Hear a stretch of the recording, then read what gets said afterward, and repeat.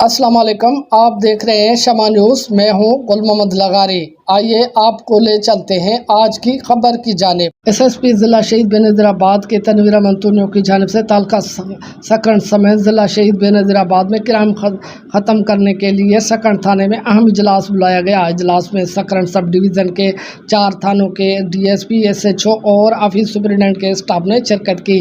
اجلاس میں منشیات کی خرید و فروخت، جوا کے اڈے، جنسی فحاشی اڈوں سمیت سود خوروں کے خلاف جامع حکمت عملی بنائی گئی۔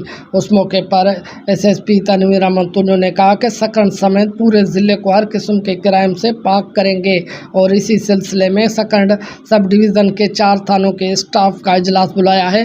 الحمدللہ کرائم پہ کافی کنٹرول ہوا ہے، لیکن ابھی تک بھی ضرورت ہے، جس کے لیے حکمت عملی تیار کر لیے۔ ہم کرائم کرنے والے افراد اور ان کے سہولت کاروں کو پیغام دینا چاہتے ہیں کہ وہ اپنی حرکتوں سے باز آ جائے، ورنہ ان کو قانون کے کٹڑے میں کھڑا کیا جائے گا۔ انہوں نے مزید کہا کہ کرائم کے حوالے سے کسی حد تک کامیاب ہو چکے ہیں، باقی کھڈر تھانہ اور دوڑ تھانے پر انشاءاللہ جلد کنٹرول کیا جائے گا۔